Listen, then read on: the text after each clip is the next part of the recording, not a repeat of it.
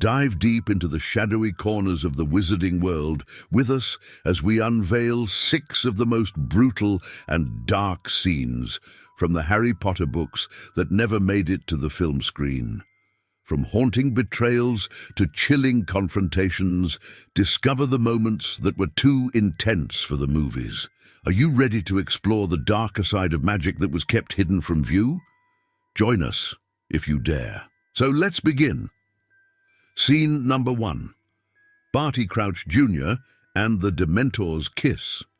At the end of the Goblet of Fire, it turned out that the person teaching defense against the dark arts to Hogwarts students was not Alastor Moody, but Barty Crouch Jr., who had been impersonating Moody using Polyjuice Potion. He had elaborately planned to ensure that Harry would end up at the cemetery at the right moment for the Dark Lord to be reborn, using Harry's blood, among other details. The fake Moody was only exposed after his plan had been carried out, and only because Barty Crouch Jr. lost control of himself. After Dumbledore, Severus, and Minerva uncovered him, Barty Crouch Jr. simply vanished from the narrative. He was not in Azkaban, nor did he join Voldemort during the attack on Hogwarts. In fact, Barty Crouch met his end at Hogwarts. In the book, Cornelius Fudge arrived with the teachers and, upon hearing Barty's confession, did not believe him and ordered a Dementor to suck out his soul. Thus, Barty Crouch Jr.'s fate mirrored that of Neville's parents. Scene number 2. Neville's parents. We smoothly transition to Neville's parents, who experience the full horror of the Cruciatus Curse. The movies only mention that Frank and Alice were tortured, but did not show the details of their lives, which could hardly be called living. In the 5th book, the main characters visited St. Mungo's Hospital to see Arthur Weasley, who had been injured by Voldemort's snake.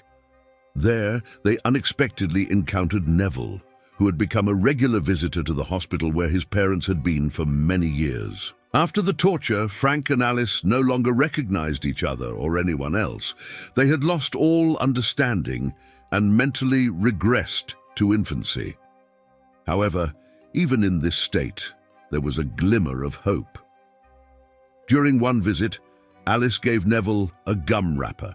Neville's grandmother told him to throw the wrapper away, but he kept it because it was a gift from his mother, and he, along with the readers, hoped that she had remembered something in that moment.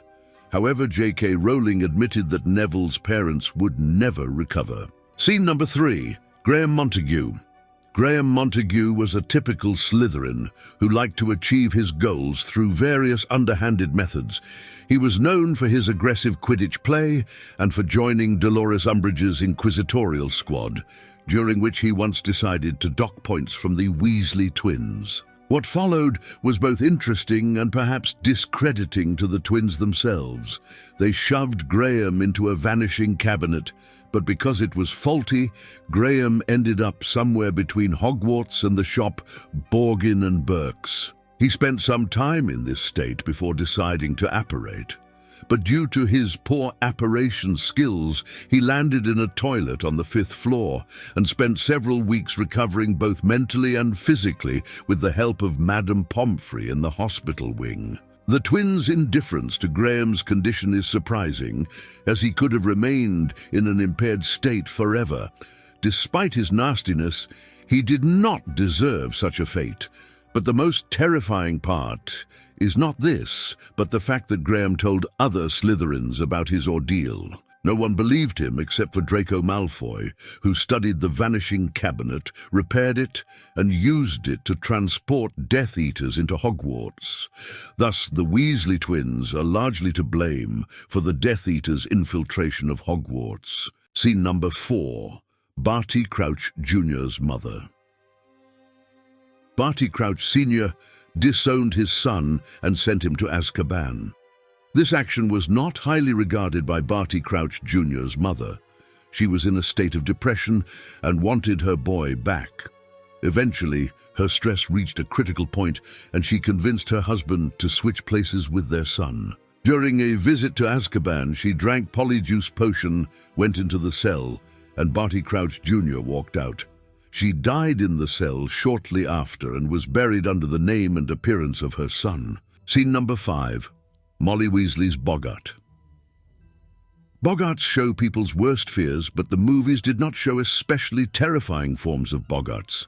There was a large spider, a Dementor, Luna, and even Severus Snape. However, something truly terrifying and unbearable was not shown. In the 5th book, the most terrifying boggart was Molly Weasley's. Harry saw that the creature showed her the death of her entire family. There were Ron, Ginny, Arthur, the twins, and everyone else, including Harry. Molly tried to dispel the boggart with the ridiculous spell, but it didn't work, and with each spell, there were more bodies. Scene number 6. Death Eaters and Muggles at the Quidditch World Cup. In the movie Harry Potter and the Goblet of Fire, there was a rather terrifying scene at the beginning of the movie when Death Eaters attacked the campsite of the Quidditch World Cup spectators. However, the book depicted this moment as more horrifying. The Death Eaters dragged the Roberts family, kind people who had graciously provided their land for the Quidditch World Cup. The Death Eaters captured them first, suspended them in the air, and began to torture them, twisting their bodies. When the attack ceased and the Aurors arrived, the entire family's memory was erased with a powerful spell.